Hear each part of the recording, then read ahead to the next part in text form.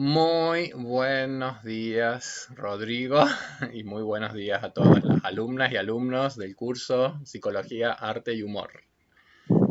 Hola Gastón y hola a todos, espero que estén muy bien.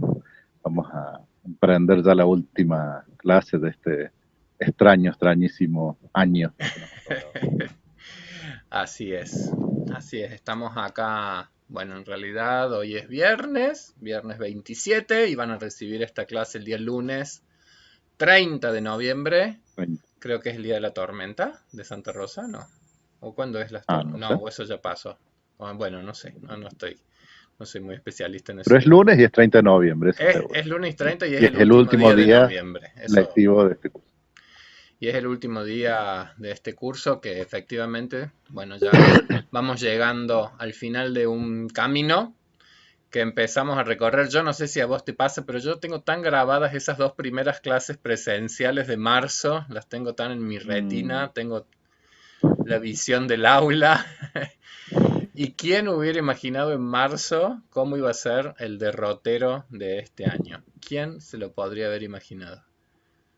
Eso yo creo que de algún modo nos puede tranquilizar respecto del año que viene, que será lo que sea, pero ya no nos va a agarrar tan a traspié como este, porque entre todo lo Es que pasó verdad. este año fue que era totalmente inesperado una situación así, porque nosotros, por ejemplo, no nos hubiéramos imaginado dando un curso como este virtualmente, Nunca. seguramente quienes están escuchando las clases tampoco se lo hubieran imaginado. Así que bueno, el año que viene también todavía falta para saber qué se podrá y qué no, si podremos reunirnos, aunque sea de vez en cuando, eso estamos ahí planificándolo, pero ya sabemos que más difícil que este no va a ser, o al menos no nos va a sorprender. Al menos no nos va a sorprender. Totalmente. Al menos uno ya empieza a ser como un terreno más conocido en el que estamos viviendo. Ujú. Y quizás también hasta un poco menos angustiante que en su momento, porque en el primer momento es como que uno queda como muy choqueado y de a poco uno va descubriendo también lo que son nuestras capacidades creativas y nuestras capacidades adaptativas a este contexto tan distinto y tan diferente. Pero bueno, Hoy esa es hablaba la realidad. con un grupo de gente lo totalmente fuera de contexto que nos deja una situación tan rara, porque aún habiendo pasado situaciones muy duras económicamente, hasta una guerra, hemos pasado la mayoría, aunque algunos no tengamos un recuerdo consciente y no fue una guerra en nuestro territorio, pero Claro, atravesamos claro, guerras, pero Malvinas, algunos han sí. atravesado todavía las guerras europeas, eh, eh, pero aún así, nunca una situación que nos llevara a esto de seguir contactados de algún modo, pero al mismo tiempo no poder vernos. Creo que ahí juega un poco esto de que lo que nos permite contactarnos también es una cosa atípica, ¿no? Porque a lo mejor esta misma situación, si no hubiera internet, hubiera sido totalmente distinta. Entonces, no quiere decir que uno, eso, lo que vos decías, no quiere decir que uno agradezca ni esté contento con lo que ha sucedido, pero sí que a partir de algo tan duro y tan difícil de entender al principio, uno se vaya acomodando y rescatando algunas cosas que tienen que ver con lo que vos decías, con lo adaptativo, con acomodarse, acostumbrarse, lo cual no quiere decir que uno lo elija. Después, en el No. momento en que se puede elegir, veremos qué elegir. Y seguro que la mayoría vamos a elegir vernos y abrazarnos y estar todos. Los otros días para una charla yo recuperé un texto de Ramón J. Cárcano, que fue un gobernador cordobés. Bueno, ese era un autor que yo usaba en un curso sobre generatividad. Y él tiene una autobiografía que escribe a los 80 años. Y entonces Ajá. cuando a los 80 años él escribe, la primera anécdota que él cuenta de su infancia significativa es cuando se tienen que ir a San Francisco del Chañar huyendo de una epidemia de cólera muy grande que hubo en la Mm, Argentina y en Córdoba, en la ciudad de Córdoba. Estamos hablando de los fines del 1800, creo que es el año 1867, si no me equivoco en este momento. Entonces me puse como a buscar un poquito más de la historia de esa epidemia. Y entonces es como que uno ahí digo, puede hasta contextualizar de otra forma las cosas. En esa epidemia falleció casi el 10% de la ciudad de Córdoba de ese mm, momento. Entonces, cuando yo por ahí pienso que, bueno, uno inevitablemente se hace un mundo de su presente, pero en estas mismas tierras han pasado hace relativamente poco tiempo cosas realmente de una tragedia que uno no se la puede terminar de vislumbrar o de imaginar, ¿no? Y en las trayectorias familiares, aún las guerras de Europa han estado muy presentes, porque Claro, todos, casi todos tenemos gente que ha venido o huyendo o antes de la guerra o después de la guerra, situaciones también muy duras y si uno pudiera rastrear, eso ya es más difícil, rastrear las historias familiares, probablemente las pestes también de 1820, de 1920, más o menos, que fue creo la última gran gripe, también seguro que han afectado, pero bueno, acá yo creo que eso, que la novedad de que aún estando aislados podemos conectarnos, quizás haya evitado ese porcentaje tan alto y al mismo tiempo permitido que esto dure tanto. sí, Si no por hubiéramos supuesto. tenido esto, a las 2 semanas, a los 2 meses, como mucho, hubiéramos, y bueno, salido igual con las enormes pérdidas que eso hubiera significado. Es que ahí es uno, yo creo que realmente ahí se va viendo cómo los cambios de épocas vienen con sus pros y sus contras.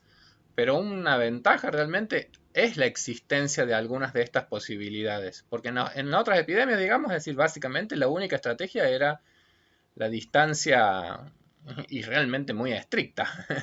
Entonces, Uh en -huh, estos contextos de época ha sido esta cuestión híbrida que además yo creo que ha llegado para quedarse. Es decir, ¿en qué sentido? No en que aspiramos a que esto sea así, pero que de repente nos ha demostrado que para las personas para las cuales quizás pueda ser difícil acceder o acercarse físicamente, incluso yo digo, por ejemplo, ir al CEPRAN implica también para algunas personas mayores una cuestión que puede ser una restricción en el momento en que hay, por ejemplo, una pérdida de movilidad. uh Entonces, -huh. ¿por qué no ya pensar que hemos descubierto modos en los cuales podemos seguir estando más cerca de personas mayores, así como el mismo ATM, que vos conoces también, es decir, Uh -huh. formas en donde uno logra estar más cerca de otras personas que también lo necesitan. Me parece que ahí la palabra clave es la de híbrido, que vos decías, donde Sí, no implica un reemplazo, no es que no, esto va a venir a desplazar, sino a complementar. Si bien ahora está haciendo un sucedáneo, ahora no tenemos la posibilidad del otro, entonces tenemos que hacerlo. Pero en algún momento sí, va a poder ser lo que teníamos más, lo que hemos ganado, y que incluso puede ser para mí, vos decías, alguna persona que no pueda acercarse por movilidad o porque está lejos, porque vive en otra provincia, pero incluso puede ser que alguien que esté habitualmente en condiciones, un día no tenga ganas, un día no pueda, y algunas clases vayan en persona, otras clases las vea a distancia. Eso yo les cuento un poco de intimidad del consultorio. A claro, mí me pasó todas esas cosas. Al claro. principio eran todas las sesiones se hacían a través de videollamada, después se fue como matizando un poco, y aún hoy hay gente que habitualmente viene, pero cuando tiene alguna dificultad y vive lejos, qué sé yo, hacemos de vez en cuando alguna sesión a distancia. Me parece que eso es un modelo enriquecedor en un punto, aunque ahora todavía lo estemos viendo desde lo que nos falta. Claro. Todavía extrañamos la otra parte. Las cuestiones críticas a veces también lo que hacen es catalizar algunos procesos que se vienen dando y que se van como insinuando y que de repente uno bueno, no los dimensiona todavía en la fuerza que van a tener. Pero bueno, llegó esta cuestión crítica y se catalizaron también muchas cosas. Entonces hemos hecho muchos aprendizajes. Yo sé que casi todos sabemos más de tecnología ahora que a principio de año. Sabemos más de uso, sabemos más de home banking, sabemos más de compras por internet, todos hemos aprendido también cosas a la fuerza, como a veces la realidad Eso nos pensaba, impone. sabemos más de lo que sabíamos al principio y sabemos más de lo que hubiéramos querido saber, porque a lo mejor no Sí, nos interesaba, pero sí, ahora ya sabiéndolo puede ser una comodidad y una ventaja. exactamente. Bueno, estimada gente. Voy a ¿Sí? aprovechar que vos hacías mención a esa charla donde leíste a Cárcano, para también invitarlas a todas a revisar un poco el Facebook del CEPRAM, que no las hayan hecho, donde hay muchas actividades que se han hecho este año y que quizás algunas de ellas no se podrían haber hecho justamente porque se hicieron con gente de otros países y de otras provincias, y que bueno, y que va a tener que ver también con lo que vamos a charlar hoy, que tiene que ver con una de esas charlas y que está ahí a disposición. Sí. Bueno, porque lo que Rodrigo les anunciaba era que para cerrar nuestro curso, bueno, vamos a hacer un poquito una síntesis de algunas de las cosas que fuimos viendo últimamente, pero no solamente va a ser una clase de síntesis, sino que también vamos a leer un capitulito de una autora española que se llama Rosa Montero, de la cual durante el año, cuando fue la semana del Día de Muertos, yo leí otros capítulos de este libro y lo mencioné a este libro. Y hoy vamos a leer también un capitulito breve, muy bonito, que es el capítulo como de cierre del libro, justamente. Pero bueno, Entonces ahí la invitación puntual es sí, a quienes no hayan visto esa charla, que la vean, y quienes no conozcan el libro, que lo consiguen, pues realmente es muy interesante. sí, un libro precioso. Pero bueno, antes de pasar a esto, la última, el último corto que estuvimos viendo, que les enviamos el lunes pasado, el lunes feriado, pero que les pasamos para que pudieran verlo, era un corto de un director español, que si lo querés contar vos, Rodri, porque vos lo conoces Sí, más, ese es un director. director, es muy interesante, se llama Javier Fesser, y es muy interesante, digo, en relación a lo que siempre nos queda corto en este curso, que se llama Psicología desde el arte y el humor, es un director que tiene mucho humor en la forma de dirigir. No, no tiene tantas películas, es un tipo relativamente joven, y este corto particularmente tenía que ver con una propuesta de una empresa que cumplía 17 años, debe hacer de esto ya por lo menos 5 o 6 años, así que ya, y entonces le pidieron que dirija este corto, que es medio publicitario, digamos, aunque en el desarrollo del corto no es que se esté mencionando todo el tiempo eso, sino que al final se pone Alguna algún referencia. mensaje. Pero ese es el origen de este corto. El origen y el sentido de compartirlo un poco era para cerrar lo que habíamos venido trabajando de las relaciones objetales, de la teoría de las relaciones objetales, en esa posibilidad de distinguir entre los aspectos parciales y los aspectos totales, ¿sí? Y es un corto en donde este director hace como un juego muy lindo porque nos convoca primero como a emociones muy, muy odiosas hacia estos patrones que vemos en el corto, hacia esa insensibilidad que pareciera que van mostrando a las necesidades de esta pareja de empleados, a ciertas expresiones que parecen eh, como de tratarlos a los otros como si fuesen objetos y no como si fuesen subjetividades, con emociones, con dolores, con ilusiones, con creencias. Y entonces es como un juego que está como muy bien hecho porque va despertando en nosotros un componente bastante odioso hacia ellos. Juega un poco el director con esa emoción. Nos pone a nosotros en general, como pasa en todas estas, en todo tipo como de película o de producto en donde entre David y Goliat uno siempre se identifica con el personaje más frágil o con el personaje que está siendo víctima de,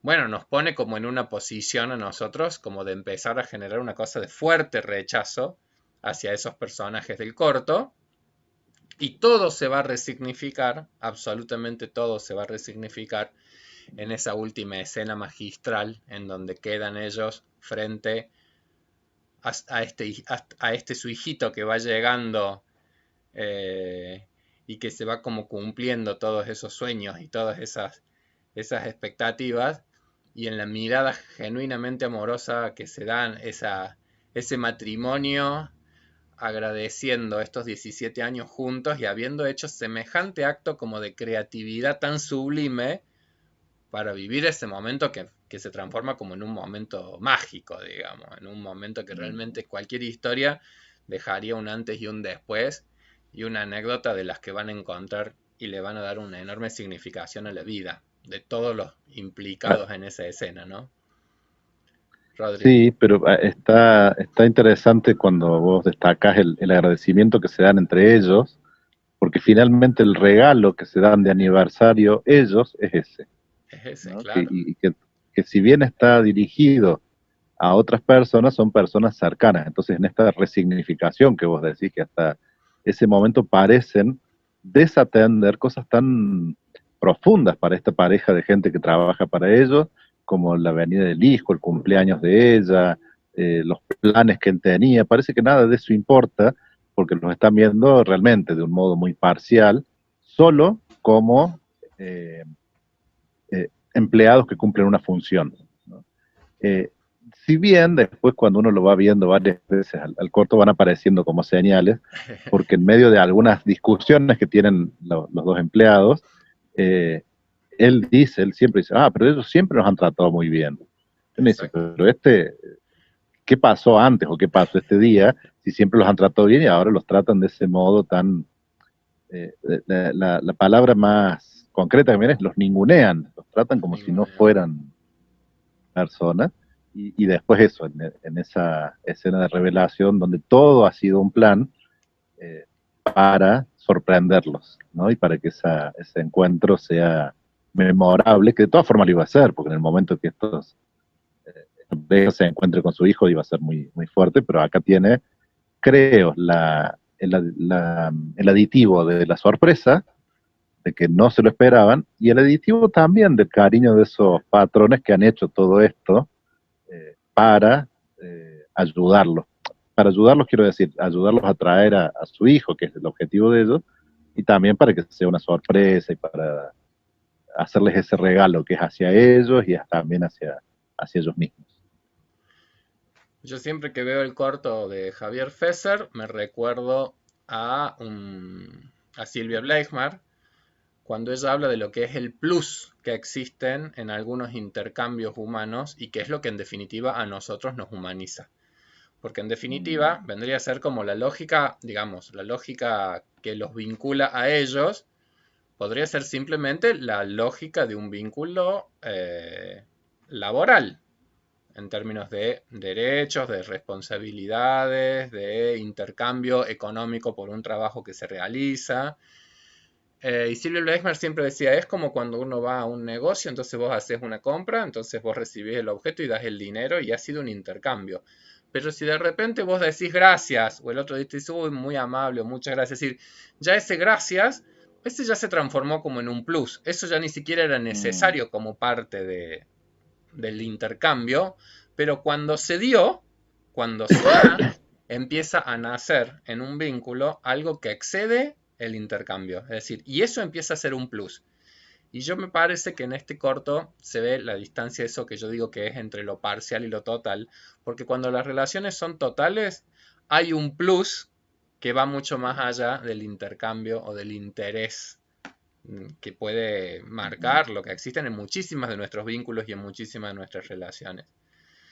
Eh, pero qué humanizante que es cuando justamente esos plus empiezan a circular en los vínculos, empiezan a circular en las relaciones, porque eso es lo que nos define eso es lo que nos define como humanos, básicamente. Sí, Como que por ahí estaría interesante ahí hacer una pequeña distinción entre el valor de un intercambio justo claro, eh, y quizás podríamos usar la palabra de reciprocidad para incluir también esos plus que también requieren algún tipo de reciprocidad, ¿no? Pero que no es numéricamente medible, como sería, bueno, te doy esto, sale tanto, bueno, te doy tanto, yo te doy un vuelto, claro. pero sí que para que funcione, y para que funcione a mediano y largo plazo, también requiere que si yo le digo gracias al empleado que me vende algo, el otro me sonría y me diga, no, gracias a usted, o de nada, o algo que implique que ese plus circula y se vaya como potenciando, ¿no? Que cada nuevo intercambio genera un poquito más. Ya la siguiente vez que yo vaya a ese mismo negocio ya va a haber algo más. Seguramente. Tomando como ejemplo una cosa tan puntual como un negocio, ni hablar en las relaciones próximas, En las en los relaciones vínculos. más cercanas. Bueno, eh, pasamos a la lectura. Vamos. Muy bien. Nosotros les habíamos comentado que, bueno, en este curso en particular que vamos terminando, nosotros otros años les hemos dedicado algunas clases a un texto de una autora española que se llama Rosa Montero. Este año, por las metodologías, por los tiempos, por lo pesado del año, no nos hemos centrado mucho en una temática que es como una de las temáticas centrales de este texto. El texto de Rosa Montero se llama La ridícula idea de no volver a verte y tiene una génesis como libro muy singular. La génesis singular tiene que ver con la pérdida que Rosa Montero vive de su pareja, de su marido, ¿sí? Entonces ella pierde, bueno, no sé si es marido o es pareja, digamos, pero una pareja de muchos años, pierde a su pareja y por supuesto es una situación muy dolorosa para su vida y es una situación que la lleva a dejar también bastante de lado su labor literaria, su labor creativa, la conecta, como suele ocurrir, con emociones depresivas, con la tristeza, con la pena. Y hay un evento en su vida que la va como a empezar a reconectar en términos de sus cuestiones creativas, que es que llegan a sus manos los escritos que Marie Curie, la mujer de Pierre Curie, realizó en el momento de ser ella quien enviudó.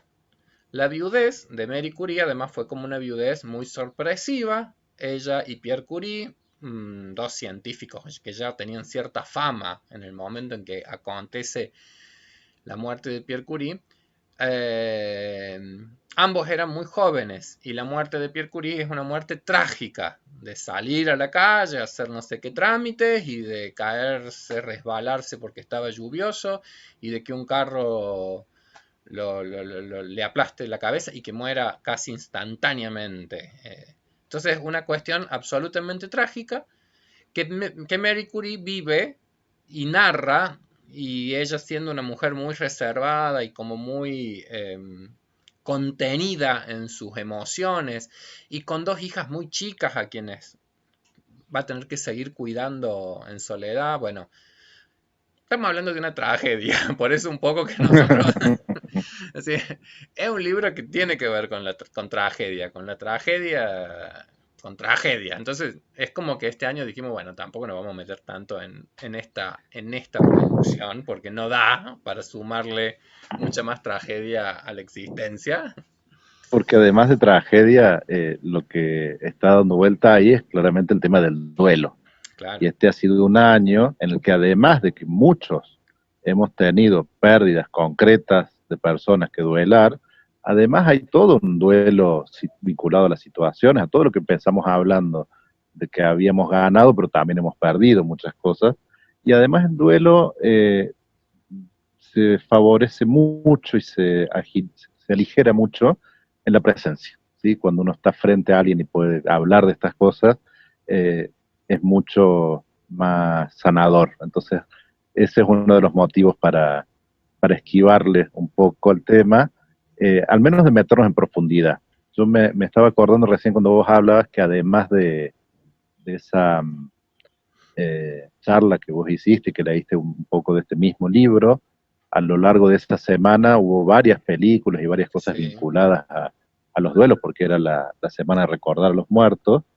Y más atrás en el tiempo, yo no me acuerdo cuándo, pero por julio, agosto, en el ciclo de cine y diván que lleva Andrés con Alejandro muchas veces y con otros invitados, vimos también una película que se llama Un monstruo viene a verme, que es la película que en este curso solemos usar para meternos ah, al bien. duelo. Ya en ese momento recibimos, además de saludos y elogios, como siempre, algunas quejas porque dijeron que era muy dura la peli para verla, así que si tienen ganas y están en un momento de fortaleza, está bueno que busquen tanto la peli como el comentario que se hizo, lo mismo que el libro. Si no es así, es una buena opción reservar energías para ir atravesando lo que uno pueda y buscar más la compañía de personas cercanas. Sí vale ahí como, casi como consejo, como tip, que lo que más ayuda a atravesar un duelo es hablar de lo que uno ha perdido. Entonces nunca esquivarle a eso. Y si alguien ha perdido a alguien cerca, no esquivarle a eso. No coartarle a nadie la posibilidad de hablar sobre lo que ha perdido, porque eso hace mucho bien. Pero bueno, ahí están en el Facebook, tanto la charla de Gastón, lo que hicimos con Andrés de la película y todos los otros para complementar, para que nadie se quede con las ganas de hablar sobre el duelo. Y acá vamos a trabajarlo muy poquito, muy, sin meternos en esa parte tan trágica que es tan dolorosa. Sí, es más, hasta diría que iríamos a la parte más, bueno, la parte de cierre del libro, que es casi como que la parte más sanadora. ¿En qué sentido? De que los procesos de duelo evidentemente son dolorosos en su proceso y al mismo tiempo son los procesos más transfiguradores y más transformadores de nosotros. Entonces, en un curso en donde hemos puesto el foco en la cuestión de la creatividad, en la cuestión de la transformación, en la cuestión de las oportunidades que van emergiendo también a lo largo de los ciclos, del ciclo de la vida, es como que los duelos es casi como una cuestión paradigmática de cómo nosotros, algo que tenemos constituido de una determinada manera, se destruye y nos obliga a que nosotros nos transformemos. Esta autora en particular, me gustan mucho dos frases que tienen. Una es, la vida es bella pero duele, y me parece que es Mm. una síntesis muy, muy bonita. La vida es bella pero duele. Y otra frase muy linda que tiene es, un duelo no se supera, uno se reinventa. Y es una frase que también creo que condensa muy bien y que ayuda a comprender de qué se trata lo que es el atravesamiento de la vida como situaciones también de crisis y de creatividad. Es decir, nosotros vamos siendo distintos, nos vamos transformando. Nosotros ya no somos los mismos de marzo, somos distintos. No, me estaba acordando que ni siquiera yo debo ser el mismo de agosto, septiembre, porque me acordé un poco de repente que ya hemos hablado en este mismo curso de Rosa Montero. Fue Sí, justo cuando unas vos le clases que vos te compartiste una, tomaste, claro, vos le compartiste una ahí entrevista muy tomamos una linda. entrevista. Bueno, entonces eso, si se acuerdan mejor que yo y si no recuérdenlo ahora, también está como referencia. Esa a mujer que vimos la entrevista, que tenía una mirada tan interesante sobre la creatividad, el arte y la narración, es la misma que escribe, que había escrito en realidad, porque la entrevista es de este año y lo que vamos a leer ahora es un poquito anterior, ya había escrito, creo que incluso lo menciona en algún momento a este A libro. este libro. Sí, Esa es sí, la Rosa Montero de la que estamos esa hablando. Y es bueno, y Rosa a Marie Montero. Curie la conocen a mí siempre cuando se mencionan las hijas de Marie Curie, pienso en una de ellas, porque Pierre y Marie habían ganado un premio Nobel Sí, conjuntamente, fue la primera mujer en ganar un premio Nobel. Después Marie sola volvió a ganar otro premio Nobel, es una de las poquísimas personas que ha ganado dos premios Nobel, y una de las hijas ganó también el premio Nobel, así que la sí. otra pobre hija tenía muy difícil para sobrevivir en esa familia, hablando también de las exigencias y de todo lo que uno pone ahí. Sí, que están narrados en alguna otra parte. Sí. Mm. Bueno, temas que ya hemos charlado a lo largo del curso también, ¿no? Te la debo, ¿no? Tu hermana que se dedica, es premio Nobel, y tu mamá, premio Nobel. Ah, dos premios Nobel. Y Bueno. tu papá no, mi papá murió, pero también había ganado.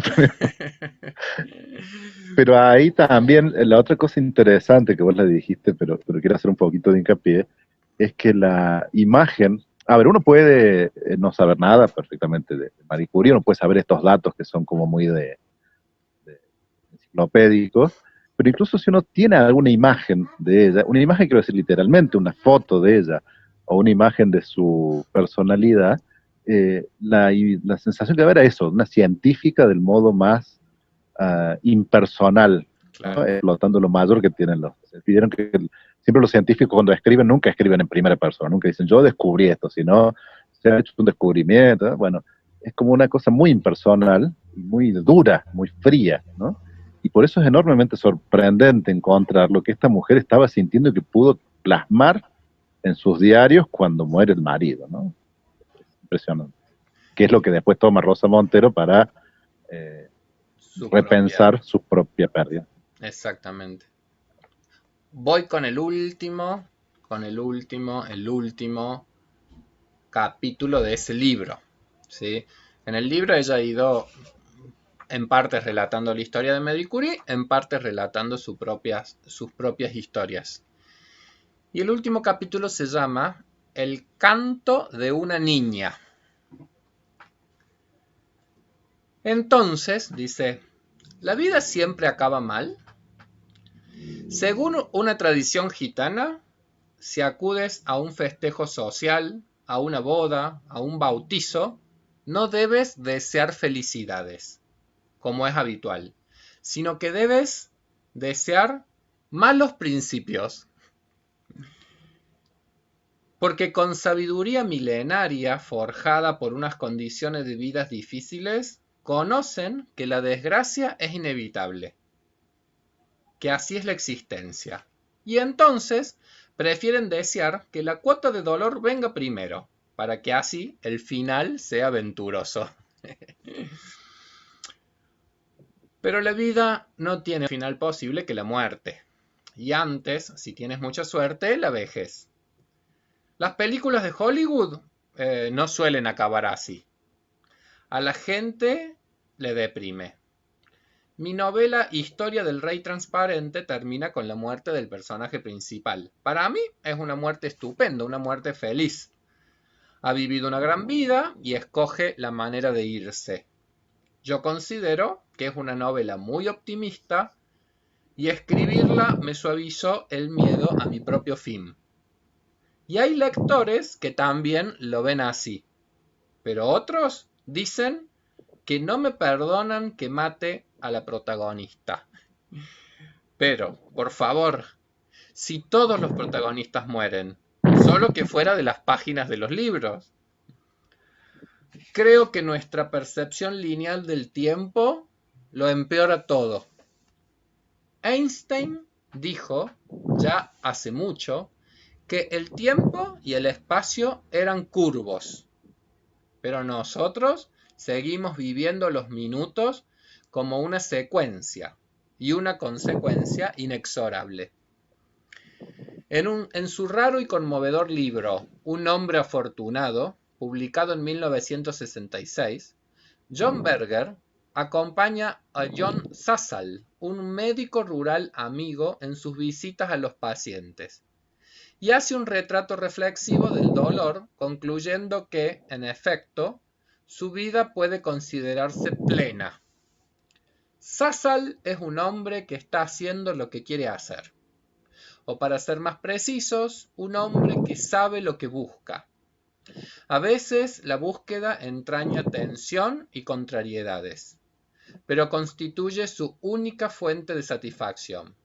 Al igual que los artistas o que cualquiera que crea que su trabajo es la justificación de su vida, para los estándares miserables de nuestra sociedad, Sasal es un hombre afortunado. Resulta difícil no pensar que Berger está hablando de sí mismo, o también de sí mismo cuando escribe esto. Por eso debió ser todavía más desolador para él lo que pasó luego. Y lo que sucedió es que 15 años después de que sacara este libro, John Sasal se suicidó. Lo cuenta el propio Berger en una breve postdata añadida en 1999 y añade: John, el hombre a quien tanto quise, se suicidó. Y en efecto, su muerte ha cambiado la historia de su vida. La ha hecho más misteriosa, pero no más oscura. No es menos luminosa ahora, simplemente su misterio es más violento. Estoy de acuerdo. ¿Por qué el suicidio va a tener que ensuciar todo su pasado? Pero tendemos a ver las cosas así. Si alguien se suicida, es como si toda su vida fuera una tragedia. Si alguien tiene una vejez solitaria, precaria e infeliz, es como si todas las tinieblas impregnaran toda su existencia. Pero no es así. Lo que vivió, lo vivió. Antes de que llegara el invierno, la cigarra disfrutó de una vida fantástica, mientras que la existencia de la hormiga siempre fue bastante tediosa. Además, de todos modos, el período vital de los insectos es muy breve, o sea que, ¡hurra por la cigarra! por lo menos tendría unas memorias alegres, una narración hermosa que contarse. La felicidad. La felicidad, ese bien esquivo e indefinible. Otra de las cosas que me intranquilizan de la lectura de las biografías es la maldita costumbre que tienen los biógrafos de decir cosas como: ese fue el año más feliz de su vida, o probablemente nunca fue tan feliz como entonces.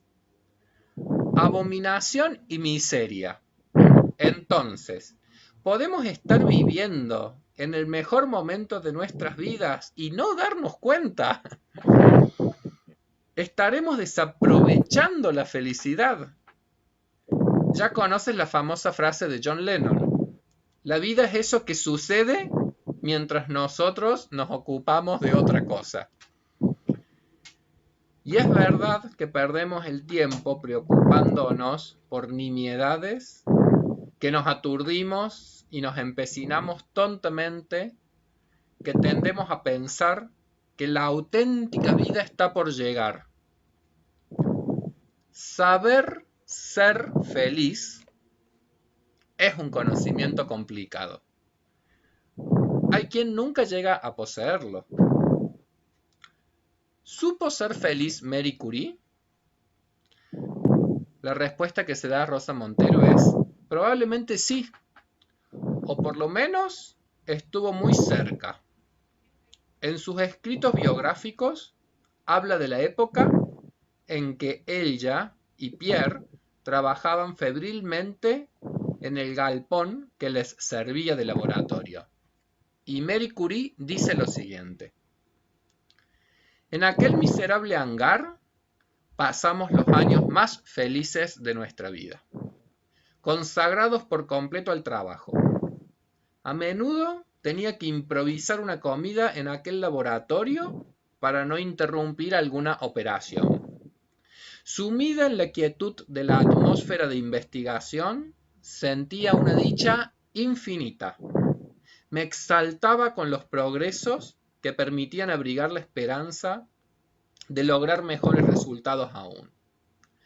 Recuerdo la felicidad de los ratos dedicados a discutir sobre el trabajo mientras recorríamos el hangar de un extremo a otro.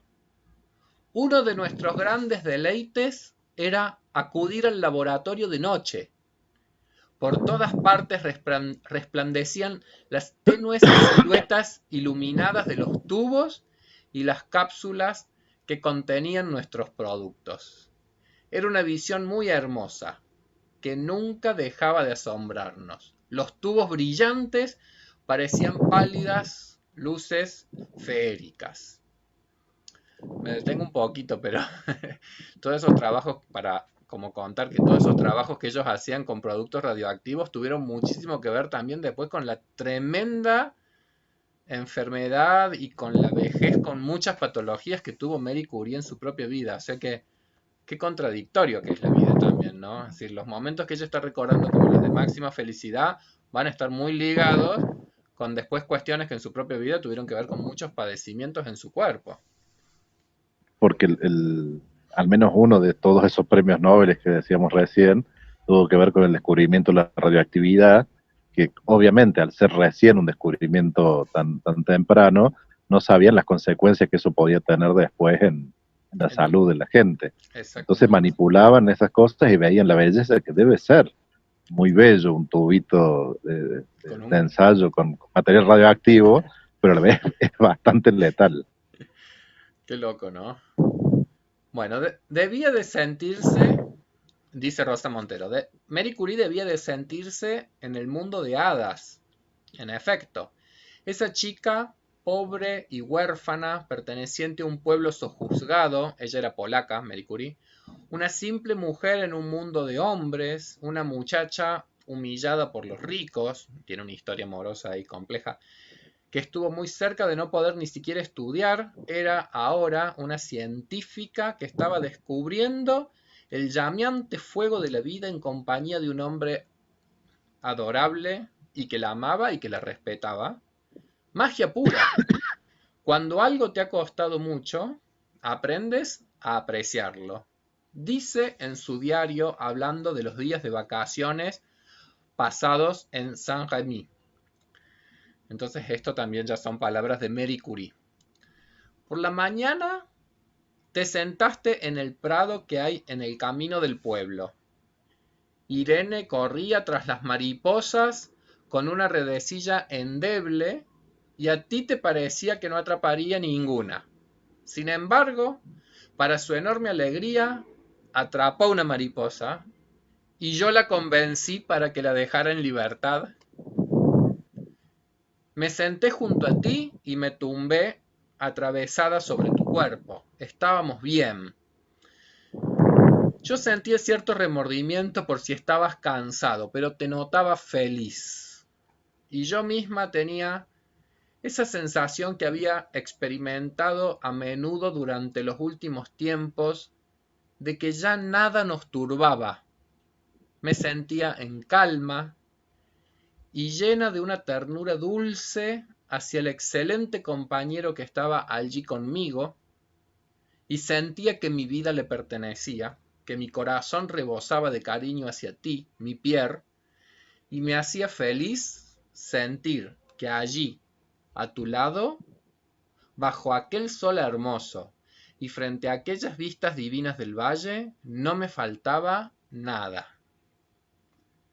Eso me daba fuerzas y fe en el futuro. No sabía que no habría futuro alguno para mí.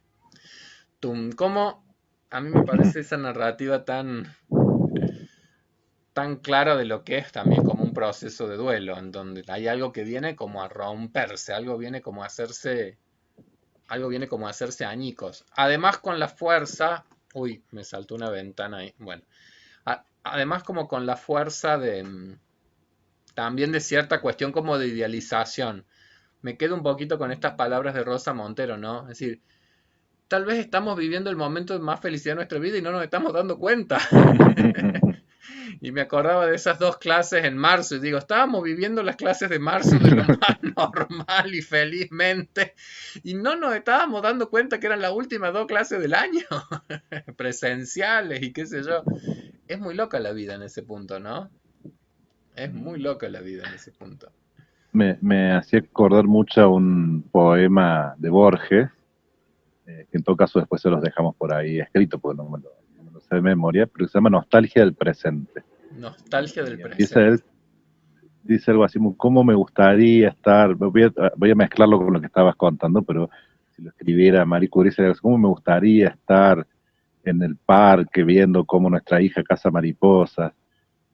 Pensaba ella mientras estaba en el parque con su esposo mirando cómo si uno pudiera eh, teñir de esa mirada que un poco idealizadora que tiene la nostalgia respecto al pasado al propio presente, ¿no? Mirar como si uno estuviera en el futuro en relación a lo que vos decís. Si uno en marzo hubiera sabido lo que hoy sabemos, ¿cómo hubiéramos disfrutado de esas clases? ¿Cómo las hubiéramos bueno, a ver, en parte tiene que ver con lo que vos decías también, que quedan grabadas en la memoria y un primer momento es inevitable sentir que lo que más duele de una pérdida es lo bueno, que Claro. se haya ido algo feo, cuando se vaya el virus, vamos Vamos a a celebrarlo. extrañarlo y todo. No vamos a extrañar nada. Pero no quita que en algún momento algo se tenga que acomodar también. Es decir, algún tipo de duelo también habrá que hacer cuando se haya perdido para siempre el maldito virus. Pero acá, hablando más claramente de eso, eh, por momentos el dolor puede ser tan fuerte que uno hasta desearía no haber vivido esos momentos, ¿no? Diría, Claro, ¿no? ay, preferiría no para no extrañarlos tanto ahora. Si uno supera esa etapa, en algún momento puede volver a esos mismos recuerdos ya sin ese tinte y decir, bueno, qué bueno que los viví, que es un poco lo que viene diciendo Rosa Montero. No, eh, haberlos perdido, que no sean presentes, tampoco implica que tengamos que desvalorizarlos. Eso pensando hacia el pasado. Siempre acá hay una cuestión de tiempo, ¿no? que son los dos grandes problemas que tenemos cuando nos anclamos un poco en el recuerdo y en el pasado, o lo que es también muy habitual cuando nos ponemos Están ansiosos y tenemos ansiosos por el miedo respecto futuro. al futuro. Exactamente, ¿no? Entonces, si uno puede más o menos centrarse en el presente para disfrutarlo, para vivirlo, para sufrirlo cuando haya que sufrirlo, siempre es la estrategia que más paz nos da, que no quiere decir que a veces no sea eso, sufrir momentos dolorosos. No trato de evitarlos, ¿no? Sigo leyendo. Qué inmensa, redonda, envidiable frase. Sentí que no me faltaba nada. ¿Habría alcanzado de verdad Mary esa sabiduría? ¿O sería un adorno de su memoria? La Mm. insatisfacción de los humanos, ese querer siempre algo más, algo mejor, algo distinto, es el origen de innumerables desdichas. Además, la felicidad es minimalista, es sencilla y desnuda. Es una casi nada que lo es casi todo, como ese día campestre de los Curí bajo el sol frente a un valle. Esta Te mañana, interrumpo ahí sí, un segundito, porque eh, es sumamente profundo lo que está diciendo Rosa Montero acá. En relación a eso está interesante pensar un poquito en la vida de uno, ¿no? Muchas veces los momentos más, si uno le preguntan cuáles han sido sus momentos más felices, seguramente van a aparecer hitos, ¿no? Muy importantes como el casamiento, el nacimiento de un hijo, el casamiento no pero cuando uno, necesariamente, ¿eh? bueno, pues el divorcio, pero entonces la viudez. Bueno, pero no No, ahondemos. no, digo que en todo caso son los que quedan fijados porque además uno suele tener hasta eso, un registro de fotos o de cosas, de situaciones muy fuertes, pero diría que más en lo íntimo, en lo más personal, muchas veces uno se detiene en momentos muy felices que parecen triviales. Claro. Lo que pasa es que si alguien me pregunta cuál ha sido el momento, yo no puedo contar, bueno, un día que estaba en el parque, suena un poco banal, pero la verdad es que los momentos más felices muchas veces son aparentemente sencillos, como le dicen, muy simples, porque la felicidad tiene mucho que ver con eso, con estar en un momento concreto, con alguien concreto que siento que le da sentido a esto. Y Hay otra canción, no, de pues nada, encontrarse un con poema esa Bruna. sensación de plenitud, digo, que está mencionando acá en el texto.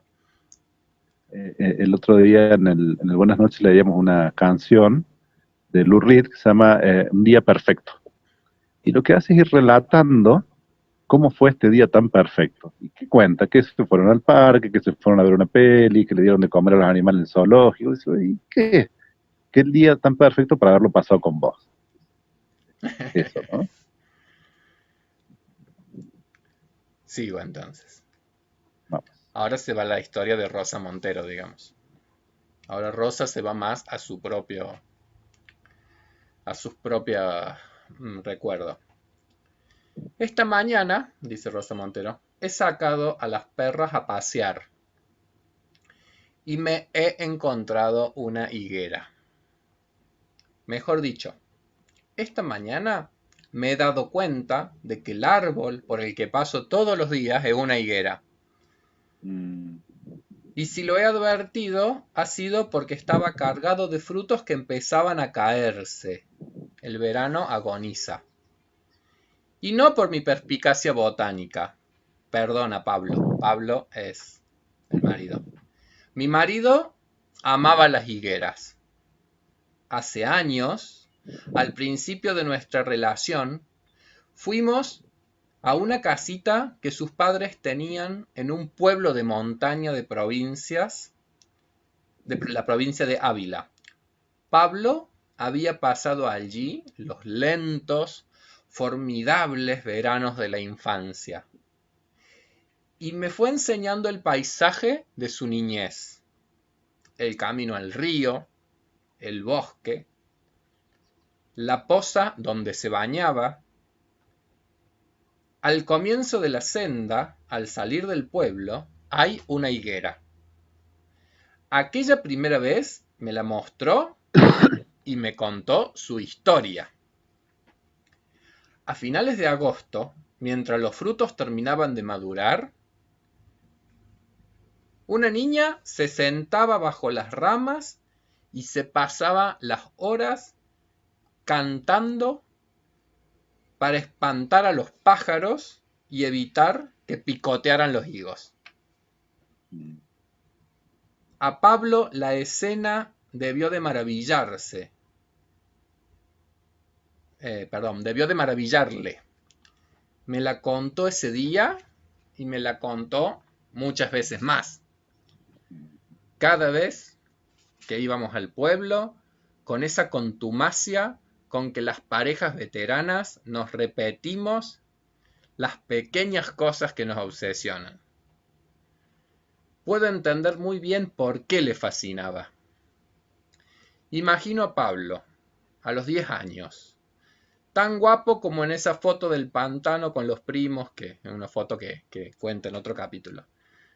Tan guapo como en esa foto que sale con los primos en el pantano, con pantalones cortos, con las rodillas arañadas, camino de la poza. Lo veo en el polvoriento final del tórrido verano, cerca ya del regreso a Madrid, a la tristura del invierno y al colegio. Pero todavía no se han acabado las vacaciones, todavía es libre y un poco salvaje. Aún le quedan varios días para pasar junto a la higuera y junto a la niña que canta bajo la higuera. Y en esa edad, cada día es una eternidad.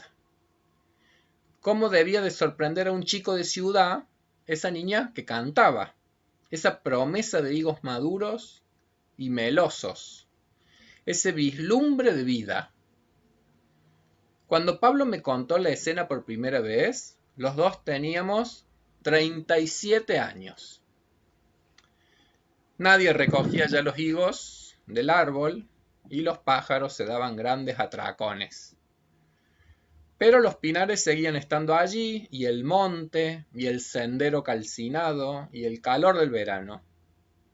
Trasto y Bicho, nuestros perros de entonces, fallecidos hace ya mucho, miraban expectantes, querían entrar en el cercano, umbrío bosque. Recuerdo el peso del aire sofocante, el zumbido de los moscardones, lo dorado que era la luz del sol, que estaba muy bajo, y el olor verde oscuro de la higuera. Recuerdo la simple, embriagadora felicidad. Y el futuro extendiéndose por delante en un horizonte inagotable. Estábamos empezando nuestra relación y en el momento agudo de la pasión eres inmortal. Se me ha venido todo esto a la cabeza hace unas horas cuando he visto la higuera reventando de frutos en la cansada plenitud de ese verano que se acaba. Breve es nuestro día y la noche es inmensa. A veces me pregunto qué pensará uno antes de morir, qué recuerdos escogerá como resumen para narrarse. Y estoy casi segura de que esa niña cantando fue una escena luminosa y crucial en la imaginería de Pablo, en su representación de la existencia. He heredado de él ese recuerdo fundacional y se lo agradezco. ¿Y en qué pensaría Madame Curie? ¿Cuál sería su balance final? Sánchez Rom concluye su libro hablando maravillas de la científica y resaltando los graves problemas a los que tuvo que enfrentarse y dice: a la luz de semejante biografía e imagen pública, no debería sorprender a nadie que también sea posible identificar en Marie Curie rasgos de gran dureza, ni que su figura transmitiese con prácticamente insoportable constancia una profunda tristeza y seriedad. Eso dice un biógrafo de la Marie Curie. Tiene razón, aunque yo diría que la gran dureza la dirigía sobre todo contra sí misma. Pero lo más inquietante, en efecto, son sus fotos siempre tan seria, tan triste. O quizás no. Su gesto permanentemente adusto, ¿no sería una máscara defensiva que ya se había petrificado después de tantos años? Ese ceño embestidor propio de una mujer que en efecto tuvo que derribar muchos muros a cabezazos, ¿no habría terminado por convertirse en una costumbre facial, en una mueca? Por no hablar de la fatiga constante de su cuerpo, debilitado por la radiación. Debe de costar sonreír cuando siempre te encuentras tan cansada. No te olvides de la felicitación navideña que escribió Marie Curie a su hija Irene y a Frederick en diciembre de 1928. Ya la he citado en otra parte del libro, pero ahora la voy a transcribir unas líneas más. Este es un escrito de Marie Curie a la hija y su marido, digamos, ¿no? Os deseo un año de salud, de satisfacciones, de buen trabajo, un año durante el cual tengáis cada día el gusto de vivir sin esperar que los días hayan tenido que pasar para encontrar su satisfacción y sin tener necesidad de poner esperanzas de felicidad en los días que hayan de venir. Cuanto más se envejece, más se siente que saber gozar del presente es un don precioso comparable a un estado de gracia. Es una palabras tan bellas de Marie Curie. Sigo leyendo. ¿Te parece la carta? ¿Repetirías esa frase? ¿Saber vivir el presente? Sí, la repito, porque me parece que es exquisita y me parece que es la expresión de la máxima sabiduría de Marie Curie y es una sabiduría que querría para mí y que se las deseo a todos. Vuelvo a leer lo que escribió. Os deseo un año de salud, de satisfacciones, de buen trabajo, un año durante el cual tengáis cada día el gusto de vivir, sin esperar que los días hayan tenido que pasar para encontrar su satisfacción, y sin tener necesidad de poner esperanzas de felicidad en los días que hayan de venir.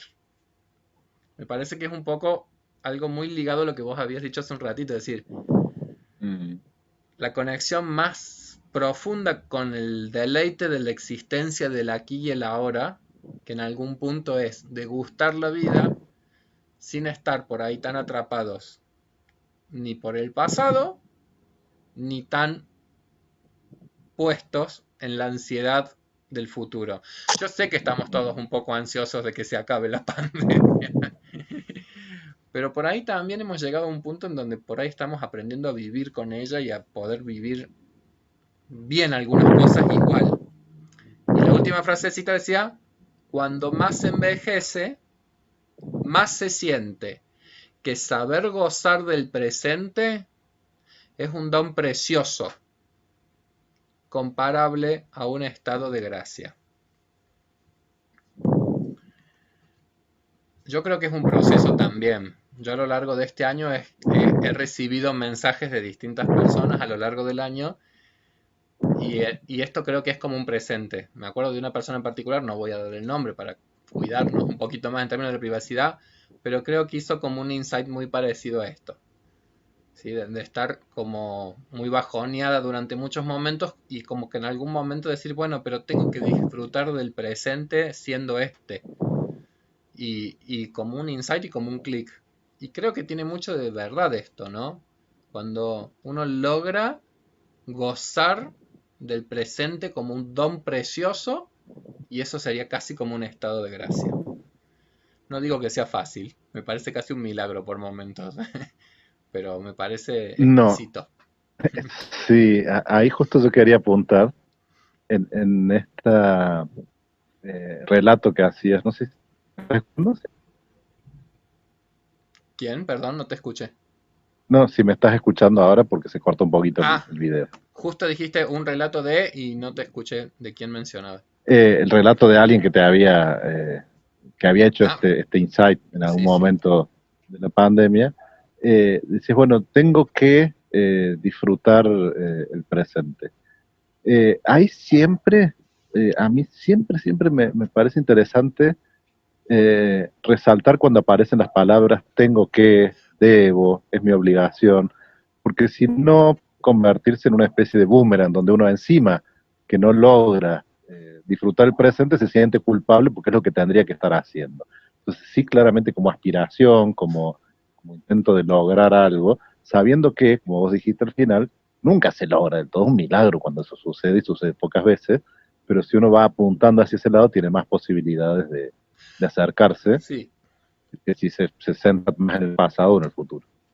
Ese tengo que, no sé si fue palabras de la persona o fueron palabras mías, no me Sí, no, acuerdo yo cómo lo estoy relatando. Sí, soy a veces muy puntilloso en eso, en que cada vez sí, que aparezca, sí, sí, porque sí. lo hemos dicho en varios momentos del curso, en distintas situaciones, que una cosa es plantearse como objetivos, a mí me gusta la metáfora del horizonte, ¿no? Que uno ve el horizonte y dice, bueno, hacia allá voy a ir caminando, sabiendo que nunca voy a llegar, porque a medida que camino se va a ir moviendo, entonces si me voy a frustrar por no alcanzar el horizonte, voy mal. Pero mientras vaya caminando hacia ese lado, seguramente voy a ir acercándome a lugares más, de mayor disfrute o de menos displacer. Sí, en realidad en el relato de esta persona había algo que ya daba la pauta de un proceso en donde ahora había posibilidad concreta de conectarse más deleitosamente con la realidad que vivimos, como quien dice. Es decir, aunque sea frustrante, digamos, para muchos, porque, digamos, nuestra realidad por momentos es muy frustrante, sobre todo cuando uno desea muchas cosas. Pero Ujú. por momentos, digo, cuando uno por ahí puede conectarse más con el presente y medio budista, pero sacarse un poco de deseos o apetencias, no tengo ganas de ir al cine. Pero ahí también me gusta mucho porque, sin que nos pongamos a hacer ningún tipo de eh, valoración sobre distintas creencias religiosas, eh, el riesgo con la renuncia total al deseo es que también se pierde la motivación. Es decir, ¿qué sentido? Si uno lograra realmente vivir exclusivamente en el presente y no pensar en el día de mañana, también la va a pasar muy mal. Alguna mínima expectativa y saber dónde voy a estar y qué voy a comer y con qué voy a estar es inevitable y insisto, si uno llegara de algún modo a eso, de hecho, hacía referencia al budismo, si uno llega al nirvana, ya está. No hay, si llega a la ausencia total de deseo, ya no le queda más nada que vivir. Entonces el deseo también tiene algo, tener algo que cumplir también es un desafío interesante. El tema es, primero, si uno se plantea los desafíos demasiado difíciles, demasiado duros, por ejemplo, un desafío enorme es, tengo que ser feliz. Sí, no, Si por uno se eso. plantea eso, Planteado como obligación puede ser muy claro, frustrante. en cambio, voy a tratar de disfrutar lo que hoy me pasa, porque no sé qué va a pasar mañana. Haré algunas previsiones mínimas hacia mañana y ahí yo creo que uno puede arriesgarse a hacer el mayor esfuerzo posible por borrar las expectativas de futuro, porque va sobre seguro sabiendo que no lo va a lograr de todas formas, ¿no? Entonces uno puede decir, bueno, voy a tratar de no pensar nada en el futuro porque es inevitable. Si fuéramos más orientales, quizás tendríamos que ser más cuidadosos en esa recomendación. Bueno, tengan cuidado, pero para nosotros es imposible. Se te Entonces, enojarían los sabiendo que es budistas. imposible, por eso empecé aclarando que no es una valoración sobre cuestiones Sobre la de religión religión. budista. Sí. Pero yo Que vuelvo a tiene, por otro lado, cosas interesantísimas respecto de esto, ¿no? De reflexionar sobre el sentido del deseo, sobre la conciencia del presente. Justamente, vamos en la misma dirección. La Sí, única sí. distinción que hacemos es que al menos en la cultura occidental eso es prácticamente imposible y a criterio nuestro, mío al menos, no es tampoco del todo deseable. Yo creo que no es humano, pero me vuelvo a las palabras de Marie Curie, porque me parece que las de Marie Curie son más sabias, porque dice, Mm. saber gozar del presente. Cuanto uno más envejece, más siente, o sea, es una expresión de vivencia, más siente que saber gozar del presente es un don precioso. Y eso digo que es algo como bastante excepcional. Es decir, no solamente tener conciencia del presente, sino saber gozarlo. Eso yo creo que es algo casi artístico, o eso creo que es algo tremendamente creativo. No sé si Creativo. todos sabemos gozar del presente. Entonces ella lo que está anunciando es saber gozar del presente. Es algo que es un don precioso. No sé si todos tenemos ese don, creo que no. Mm, Pero creo que ella por lo menos lo que percibe o lo que puede llegar a visualizar es, wow, qué extraordinario que es llegar a ese punto en donde uno sabe gozar del presente. y me parece especialmente interesante que empiece la frase vinculándolo con el envejecimiento, ¿no? Sí. Porque hay una frase que hace un rato decía Rosa Montero, es que si tenés mucha suerte, vas a vivir la vejez. O sea que Sí. ya es algo para, no sé si agradecer, vamos a usar esa palabra, estar vivo. Bueno, puede tener sus contratiempos, contrariedades la vejez. Es mucho peor no tenerla, digamos, ¿no? Como en una entrevista a un actor norteamericano que le dice, ¿y cómo está viviendo usted la vejez? Y dice, y bueno, mire, teniendo en cuenta la alternativa, Claro, exactamente. sí, creo que voy bien, teniendo en cuenta la alternativa. Pero que también tiene que ver con algo que vos y Andrés han estudiado mucho, que es la sabiduría que tiene, no es, no está ligada directamente al paso del tiempo, pero sí se correlaciona. Es muy difícil llegar a estas conclusiones que Marie Curie dice tan bellamente a los 15, 16, 18 años. Hay O que haber como, o vivido. como ella misma dice, cuando a los 37 vos pensás que en la pasión, vos te pensás inmortal. ¿Qué reflexión por ahí vas a hacer siendo Mm, un ser que se siente inmortal? Es difícil que cuando uno es joven y se siente muy omnipotente, pueda percibir que hay que tratar de, no sé si pedir o al menos tratar de cultivar el don de saber gozar del presente. mm, Entonces, hay muchos estudios que muestran que la mediana edad son las etapas de la vida en donde uno más se conecta con emociones negativas, con situaciones de mucho malestar, incluso indicadores de malestar psicológico, estrés, burnout en el laburo, es decir, la mitad de la vida no es precisamente la que se asocia a mayores niveles de felicidad, sino que justamente tienen más que ver con la juventud temprana y en las etapas más avanzadas de la vida, mayores índices de felicidad. Y yo creo que debe tener más que mm, ver con esto, es decir, la cuestión del disfrute del presente. ujú. Bueno, sigo. Con todas las dificultades que a veces el presente impone, porque no Sí, siempre es sí. tan fácil, no es tan disfrutable el presente, pero aún así sigue siendo. Está Decimos clarísimo. esto por las dudas, si alguien lo ve después en algún momento, decimos esto en noviembre de 2020. Si alguien ve este video dentro de 5 años, hay que contextualizarlo. Estamos hablando en el contexto de una pandemia.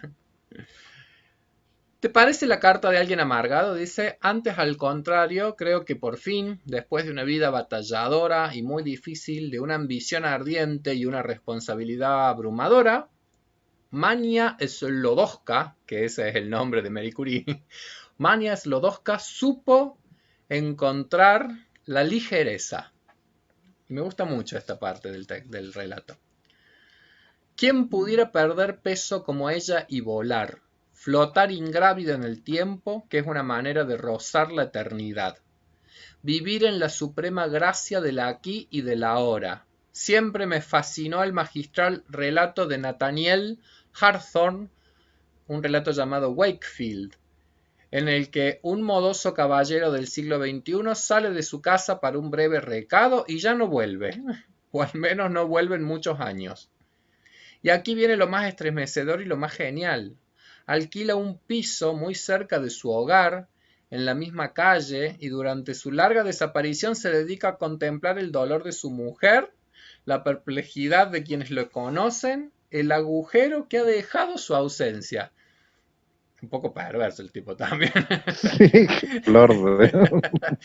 Y ahora dime, ¿no has sentido nunca la insidiosa tentación de dejar de ser quien eres? ¿De liberarte de ti mismo para no hacer... para... pero no hace falta ser tan drástico y tan loco como Wakefield, pero bastaría con ir soltando lastre, con irse desnudando de las capas superficiales. Fuera la dictadura del hacer lo que se debe hacer, adiós a la ambición esclavizante y a la inseguridad torturadora. Estos dos suelen ser pareja.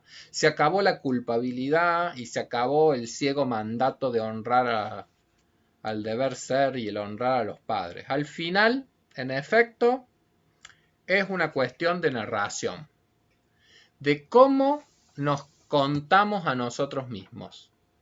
Aprender a vivir pasa por la palabra. Recuerda los asombrosos resultados de ese estudio según el cual los separados y los divorciados están más deprimidos que los viudos. ¿Qué les falta a los primeros? Desde luego, no es la persona amada, sino es una narración convincente y redonda.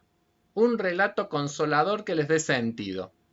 Todos los humanos somos novelistas y por consiguiente yo soy redundante porque además me dedico a escribir. Hago novelas cuyas peripecias no tienen nada que ver conmigo, pero que representan fielmente mis fantasmas. Y ahora, con este libro, he intentado decir siempre la verdad, quizás haya terminado haciendo en realidad mucha más ficción. Porque como dice Jonah Health, hallar sentido en el relato de una vida es un acto de creación. Siempre pensé, y lo he escrito alguna vez, que la vejez es una edad heroica. No soy la única en verlo así. Según un conocido refrán norteamericano, hacerse mayor no es para blandengues. Growing old is not for sissies. El original es bastante homofóbico porque ese sissy viene a ser algo así como mariquita. Pero la traducción que ella da es hacerse mayor no es para blandengues. Sin embargo, ahora empiezo a intuir que quizás con la edad podamos aprender a escribirnos mejor. A fin de cuentas, la novela es un género de madurez. Y creo que si tienes suficiente dinero para pagar las necesidades básicas y suficiente salud para ser autónomo, ser mayor te puede liberar de ti mismo, como hace Wakefield. Según varios estudios realizados en los últimos años sobre muestras inmensas de cientos de miles de personas pertenecientes a 80 países, la felicidad dibuja una estable y firme curva en forma de U a lo largo de la vida. Es decir, hombres y mujeres de todas las sociedades dicen sentirse más felices en la juventud y en la vejez que en la mitad de la vida. Mientras que el momento más difícil de la existencia está entre los 40 y los 50 años. Estoy hablando de alcanzar la maestría de la ligereza. ¿Quién sabe? Quizás todos esos biógrafos que no prestaron ninguna atención a los últimos años de sus personajes no supieron ver lo que miraban. En la ligereza, la vida flota irisada y sutil, transparente y casi imperceptible como una pompa de jabón al sol.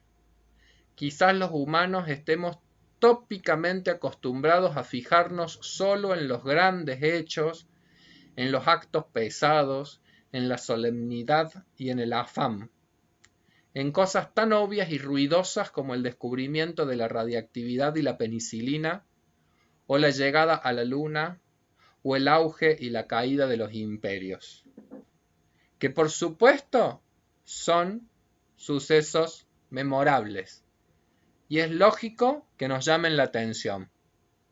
Ahora bien, eso no es todo lo que hay, pero supongo que hace falta vivir mucho y lograr aprender de lo vivido para llegar a comprender que no hay nada tan importante ni tan espléndido como el canto de una niña bajo una higuera. Qué hermoso. ¿Tienes Es ahí a un... mano el libro? Sí. Mostrar por favor la tapa, porque me venía a la mente cuando hablaba de la ligereza y de perder peso, tiene esa sensación de que no condice con las partes más pesadas del libro. Totalmente. No, es un libro muy bonito. Es un libro muy bonito porque, digo, si bien trata eh,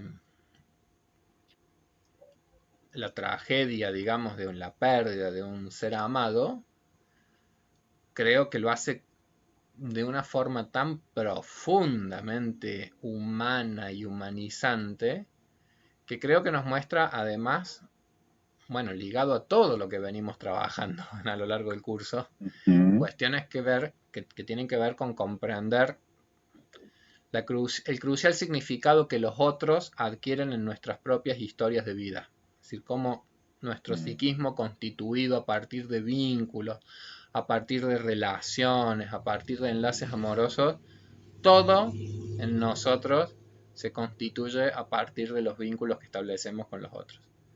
Entonces una higuera ya no es una higuera, es una historia, mm. es una persona que uno ama, es una anécdota, es un recuerdo, y nosotros a medida que más vamos viviendo, cada vez creo que vamos habitando como una dimensión más cósmica.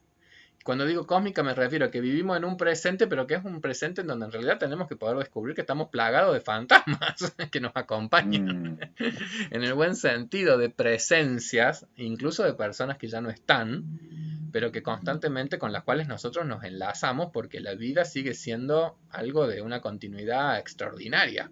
Si yo cada vez que cruzo un jazmín es mi abuela, cada vez que veo una pintura es recordar ahora a mi viejo, cada vez que como algo rico me acuerdo de los preparados de mi madre, es decir, es un poco que puede ser también a veces el gozar el presente es algo que es como un don que por ahí uno puede llegar a construir a partir de toda esa historia singular que también uno ha vivido, si uno se la puede llegar a apropiar a esa historia y a vivir con menos ansiedad ese futuro, si uno logra ese don de saber gozar del presente. sí. Recién nos detuvimos un rato en hablar de lo imposible que es finalmente, o lo milagroso que sería llegar a prescindir de todo futuro, y que establecimos una posición también que no sería del todo deseable si se lograra plenamente. Yo creo que podemos aplicarlo también hacia el pasado. No es cierto que uno pueda prescindir del pasado, porque aún a partir de cuestiones que uno pueda no recordar conscientemente, el pasado no solo tiene un impacto, sino que nos constituye, nos va eh, formando a partir especialmente, como vos decías, de los vínculos que hemos tenido y también del sentido que uno les ha ido dando a esos vínculos. Y si bien el pasado, por definición, no se puede cambiar, entonces no hay nada peor que el arrepentimiento de decisiones que uno tomó en el pasado, porque ¿para qué? Si ya no lo puedo cambiar, a menos que uno pueda aprender algo a futuro. Pero esa sensación que uno tiene a veces, ¿cómo no decidí algo distinto? No tiene más sentido que el castigo. Pero sí que, aunque uno no puede cambiar lo que hizo, sí puede entenderlo de otra forma.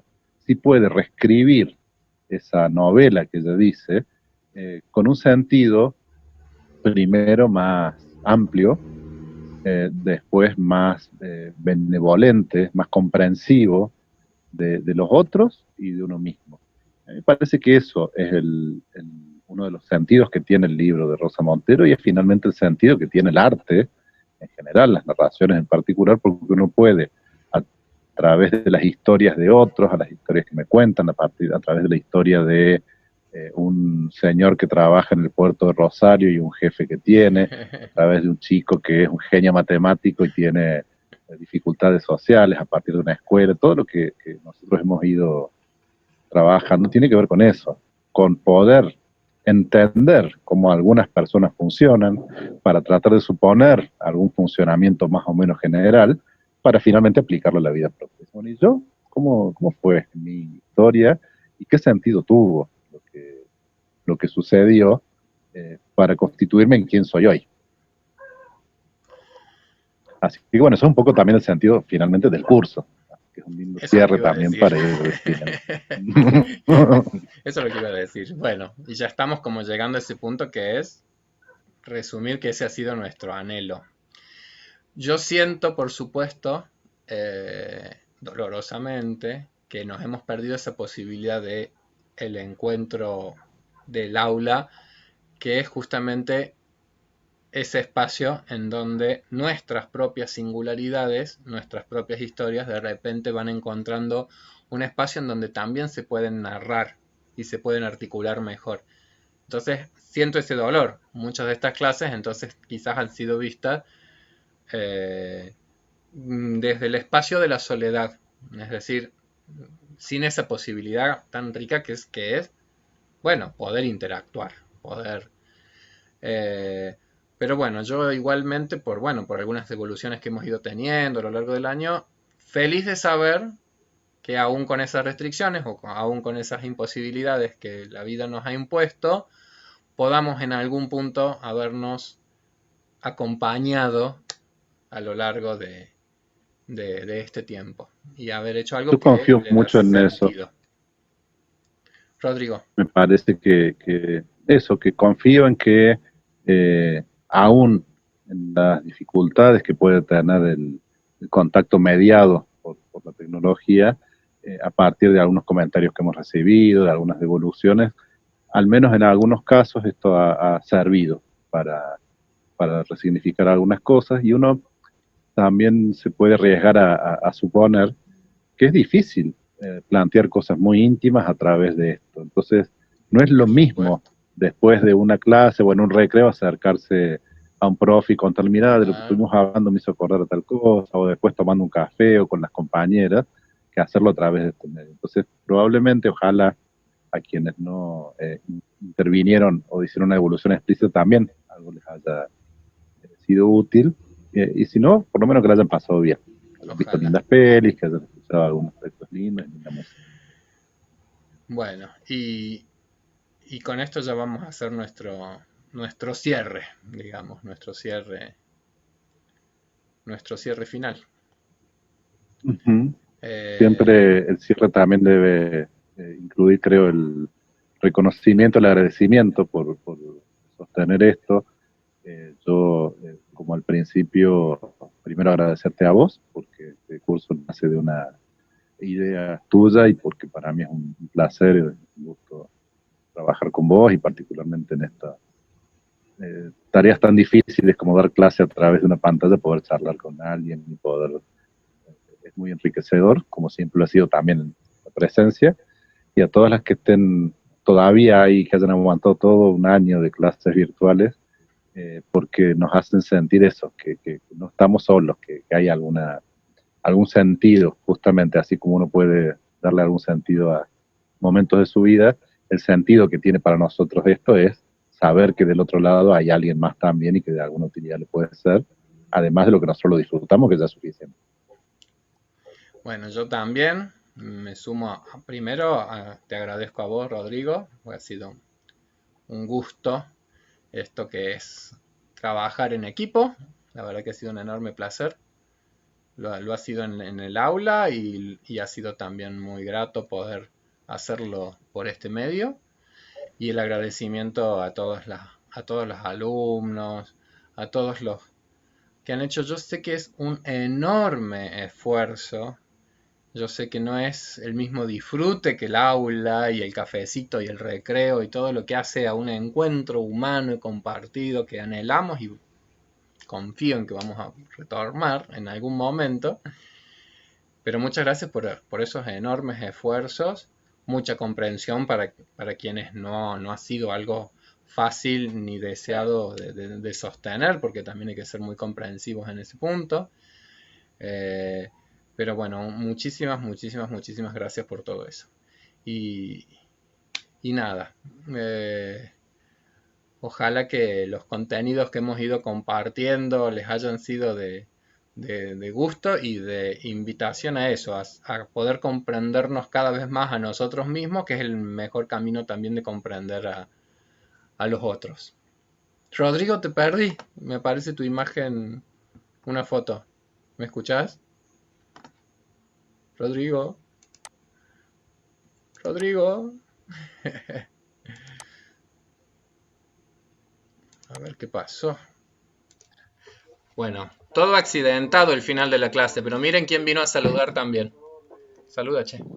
Hola, Luna. Saludarlo al Rodrigo también, decirle, hola Rodrigo. Hola, Rodrigo. Sí, nos saludamos recién. Hola, hermosa, ¿cómo estás? Bueno, Qué lindo que vengas a saludar el último día. Ah, vamos a ver. bueno, espera. A ver, espera. Ya está. Apago ¿Estamos? la tele que está entrando mucho ruido de acá. Me tuve que mudar porque no funcionó más el internet, me parece, allá en la pieza. Así que estoy ahora en el living. Y no sé hasta dónde llegaron en lo que venía hablando yo. No sé. Ah. Bueno, lo que venía pensando mientras tratamos de reconectarnos es que no podía ser de otro modo el cierre de este curso y de este año. Si bien ahora hacía un tiempo que no teníamos tantas dificultades de conexión, ha sido también el sino de todo este año Sí. para los cursos y para todas las actividades que uno ha hecho y verse con la gente y todo. Así que bueno, también correspondía que Estuviera presente en el cierre estuviera los presente la problemas dificultad técnicos. tecnológica. Me hace acordar una de las frases que marqué de Rosa Montero, decía, la desgracia es inevitable. Sí. Esto no es una desgracia de ningún modo, pero bueno, No. las dificultades tecnológicas también lo son. Pero bueno, también ahí viene el humor. Al principio la verdad que Mm, yo me ponía tan mal cuando esas cosas pasaban y ahora yo ya creo que me río nomás. Y espero que todos hayan aprendido también a reírse de esto, como bloopers. por el Bueno, momento ahora hay que recopilar todo y hacer. bueno, estimada gente, entonces, de mi parte, muchas gracias. Ojalá que nos veamos en las aulas en algún momento y confío en que estamos más cerca de, de un tiempo con menos viento en contra. Mm. Bueno, yo ahí también diría, además de despedirme y agradecerles como profesor de este curso, desde mi rol también en algunas cuestiones organizativas del CEPRAM, decirles que de algún modo seguro vamos a estar. Estamos planificando muchas alternativas porque en tiempos de incertidumbre es muy difícil planificar, pero hay que hacer alguna planificación. Estamos trabajando mucho con todos los profes de ver qué se puede hacer, cómo, y plantear diversos escenarios, pero de algún modo, si hemos logrado mantenernos en contacto en este clima tan hostil y tan difícil el año que viene, que como dijimos al principio, al menos ya sabemos cuáles son los peores escenarios. O sea, aún en esos casos algo vamos a tener, y si no, ojalá podamos vernos y estar juntos, y en algún momento del año que viene va a tener que ser. Bueno, me despido, nos despedimos. Pedimos que estén muy bien, que pasen un lindo fin de año y nos veremos el año que viene, seguro. Todo nuestro cariño, gente.